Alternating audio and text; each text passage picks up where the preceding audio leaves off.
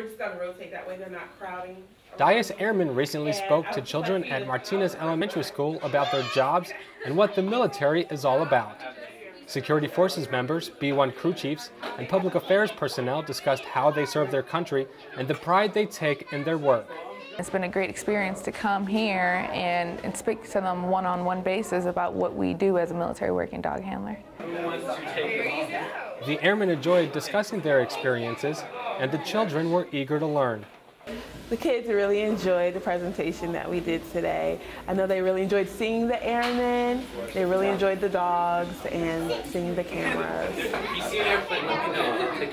The meeting ended with the kids reading off letters of thanks to the airmen.